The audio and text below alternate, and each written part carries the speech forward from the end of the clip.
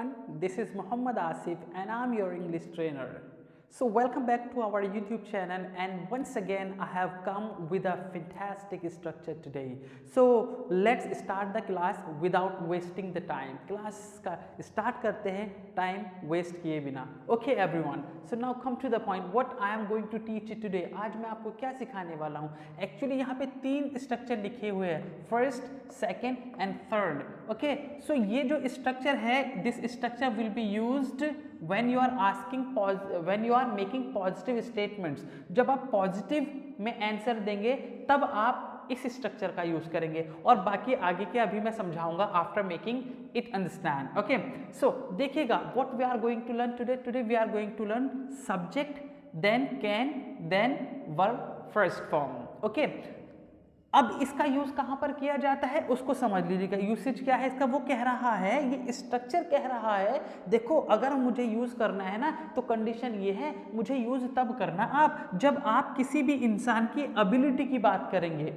मुझे यूज आप तब करना जब आप किसी भी इंसान की कैपेबिलिटी की बात करेंगे, एंड मुझे यूज तब करना आप जब आप पॉसिबिलिटी की बात करेंगे. कहां पर?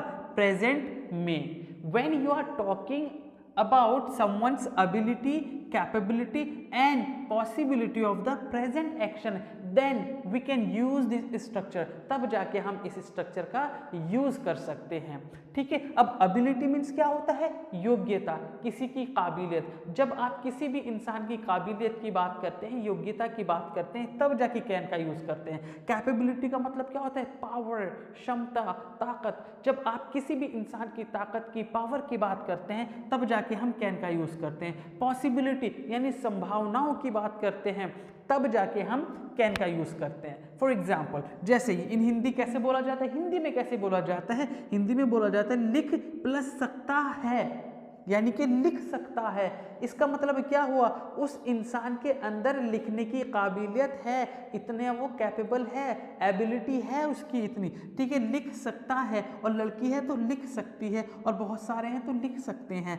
पढ़ा प्लस सकता है, जैसे कि मुझ में पढ़ाने की काबिलियत है, एबिलिटी है मुझ में पढ़ाने की, तो मैं क्या बोलूँगा? मैं पढ़ा सकता हूँ. अब देखिएगा यहाँ पर कैसे बोला गया, लिख सकता है तो कैन राइट, पढ़ा सकता है तो कैन टीच. कौन पढ़ा सकता है?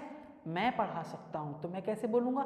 I can teach. और अगर आप पढ़ा सकते हैं तो यू कैन टीच. और अगर आप भाषण दे सकते हैं तो यू कैन डिलीवर स्पीच. मान लीजिए वो कंप्यूटर रिपेयर कर सकता है तो कैसे बोलेंगे? He can repair computer. Got it? यानी कि यहां पर हमने किसी भी इंसान की एबिलिटी की बात की है, तो इसका यूज किया जाता है जब हम किसी भी इंसान की काबिलियत की बात करते हैं. होप आपको समझ में आ गया होगा. लेकिन अभी भी यहां पर भी कैपेबिलिटी की बात करेंगे किसी भी इंसान की, तो वहां पर क्या होता है? अगर नेगेटिव में आंसर आपको देना हो तो हम किसका यूज करेंगे? Subject, can not, then verb first form. जैसे मैं अगर ये कहूं कि वो पढ़ा नहीं सकती या वो नहीं पढ़ा सकती, बात एक ही है, तो शी कैन नॉट टीच. मैं नाच नहीं सकता क्योंकि मुझे नाचना नहीं आता, मैं इस काबिल हूं ही नहीं कि मैं नाच सकूं, तो मैं क्या कहूंगा? I can not dance. Like आप जो है ना भाषण नहीं दे सकते, you can not deliver speech. Okay, so ये हो गया नेगेटिव. और अगर आपको क्वेश्चन मालूम करना हो, ये जानना हो कि कोई इंसान कोई काम कर सकता है या नहीं, तो हम इस स्ट्रक्चर से क्वेश्चन पूछेंगे. कैसे पूछेंगे? जैसे अगर ये पूछना हो किसी से, क्या तुम कार चला सकते हो, तो क्या आएगा? Can you drive car. समझ गए ना? क्या वो कमरा सजा सकती है? Can she decorate the room. क्या वो पौधे को पानी दे सकती है? Can she water the plant. So dear student, ये है हमारा आज का स्ट्रक्चर. जब हम किसी भी इंसान की एबिलिटी की, कैपेबिलिटी की and possibility of the present action की बात करते हैं, तब जाके हम इस स्ट्रक्चर का यूज करते हैं. I hope आपको समझ में आया होगा. So now let's learn this structure with the help of the imagination. So here I have written the imagination. आपको पता ही है कि इमेजिनेशन को कैसे स्टडी किया जाता है। पहली लाइन हमारी बिल्कुल करेक्ट होती है और बाकी क्या होती हैं, इनकरेक्ट। तो हमें इनको करेक्ट करके बोलना है, ठीक है। पहले समझते हैं कि यहाँ पे हो क्या रहा है। एक्चुअली एग्जाम चल रहे हैं, एग्जाम हॉल में बैठे हैं आप और वहाँ पे फ्लाइंग आ जाती है, वो आपकी चेकिंग कर रही है। अब आपकी और फ्लाइंग की यानी कि जो एग्जामिनर्स हैं उनके बीच में आपकी कन्वर्सेशन हो रही है। देखिएगा आप क्या कह रहे हैं, आप कह रहे हैं sir you can check me leisurely.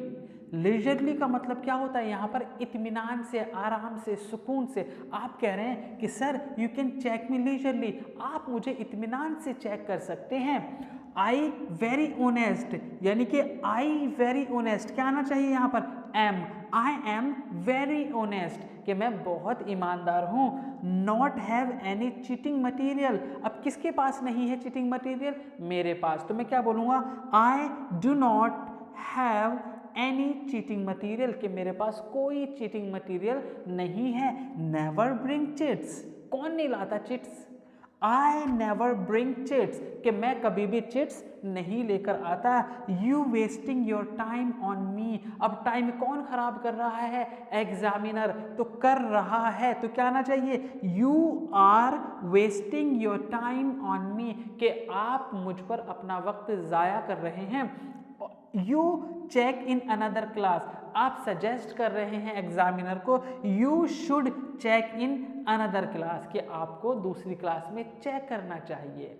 देखिएगा ये थी इमेजिनेशन, और इस इमेजिनेशन पे क्वेश्चंस लिखे गए हैं। तो पहला ही क्वेश्चन क्या कह रहा है, to whom are you talking. देखो ये to whom are you talking 2-3 videos में मैंने बता दिया है आपको, आप समझ भी गए होंगे। लेकिन एक्चुअली कन्वर्सेशन स्टार्ट करने का बेहतरीन तरीका है, आप ये पूछ लीजिएगा कि आप किससे बात कर रहे हो, फिर आगे के क्वेश्चंस खुद ऑटोमेटिकली जहन में आ जाएंगे, ठीक है। तो to whom are you talking, of course किससे बात कर रहे हैं आप, नो डाउट सर से। तो आप क्या बोलेंगे, I am talking to my sir, मैं सर से बात कर रहा हूँ। What are you talking about, आप किसके बारे में बात कर रहे हो, किस बारे में बात कर रहे हो, तो किस बारे में, चीटिंग मटीरियल के बारे में। तो आप क्या बोलेंगे, I am talking about cheating material.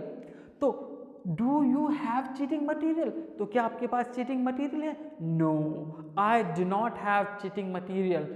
Okay, do you bring cheating slips, क्या आप चीटिंग स्लिप्स लाते हो, I never bring cheating slips. Okay, मैं कभी भी चीटिंग स्लिप्स नहीं लेकर आता। Who is wasting time, of course examiner is wasting time. तो व्हाट शुड ही डू, उसे क्या करना चाहिए, he should check in another class. So my dear student, बहुत ही आसान तरीके से मैं आपको अंग्रेजी बोलना सिखा रहा हूँ, लेकिन आप बोलना तब सीखेंगे जब आप प्रैक्टिस करेंगे, जब आप इमेजिनेशंस क्रिएट करेंगे।